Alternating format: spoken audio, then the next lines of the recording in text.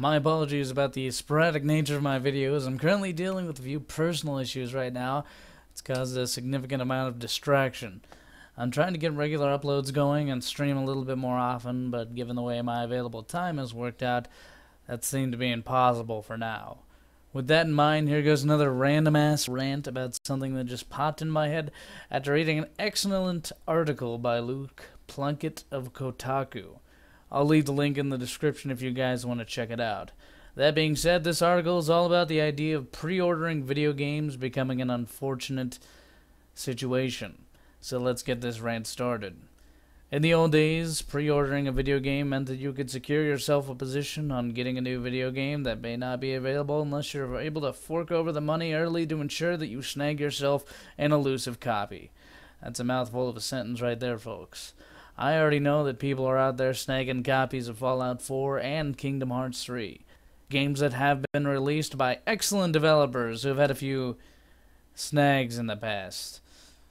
Looking back at Fallout 3, we note a high number of glitches and weirdness happening. While that can be blamed for quick release dates and fast publishing, for a game as big as Fallout 3, there are doomed to be some bugs that come along with it. And there will be some bugs that come along with Fallout 4 too. For a game like that, we just have high hopes that we don't run into a game-breaking glitch or something like that that ruins our save. If Kingdom Hearts 3 ends up being broken upon release, given the delays and the amount of years we've been waiting for that, there's just no excuse. Get it together, Square. We've been waiting forever. Let's just hope that the modern preference for releasing as many games as fast as possible doesn't affect those amazing series. With all this considered, however, taking a look at a number of modern games with excellent ideas has resulted in another element in games getting out as fast as possible by developers. That is the early access release. This type of release comes out when a game company releases an early version of the game to try and get the word out and to raise funding for development as the process goes along. A good idea for many different games, a bad idea for some. Let's look at the game Arcane Worlds to have an example of this. Their last update was June 20th. Not too long ago, 6 days as of my recording, but when you consider the massive space between that and their previous update, which happened in March, which only added some fancy new shadows, you find yourself wondering where the development is going on this one. And that goes for all of their updates, which they have released over time. It's just wide and sporadic, and they don't update much. If you play this game yourself, you'll find that is a pretty neat concept that just needs some polish. Considering the fact that this game has been on Steam for about a year, and been out longer than that, this game should have seen some more improvement beyond some nifty graphical updates. Now maybe the size of the team and developers should be brought up on this, but given the idea that you have a number of different people who have already stated from an early date they want to invest in what your game could potentially be, you've got a responsibility from that point on to make a solid experience. Don't just make an early access game on Steam and leave it there to rot. I think the term for that is abandonware. All things stated, I already have the game in my library, so I might as well see where Arcane World goes.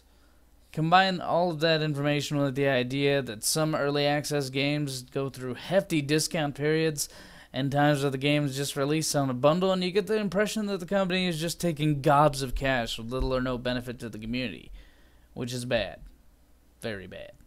This brings us to the question, how do we tell if a game is going to be supported by a company or abandoned by the company? That's just a thing. There isn't a way to do it. You just invest your money into the game and hope that they release enough updates to turn a buggy, unplayable mess into something of a game. So many games will fall into this category these days of early releases. The Forest had its share of issues, Minecraft was early access, 7 Days to Die, Kingdoms Rise, Massive Chalice, Interstellar Marines, all games with a high amount of potential just waiting to be completed. And all those games are really fun. But at any point, the developer can decide to just phone it in and release small patches to call a game complete when the original promise behind the game revealed that it was to have much more content. So at any time, an early access game can suddenly be labeled as released, and the game company can decide to move on to their next big project. Luckily, most of the games mentioned above are really solid titles, even with the early access label. There are a bit too many survival games out there these days, Ark being the next one, which I haven't played personally. The market's becoming a little oversaturated with them, and people just seem to eat it up. Ark's thing is dinosaurs. Yeah. That's cool. Dinosaurs don't make a game.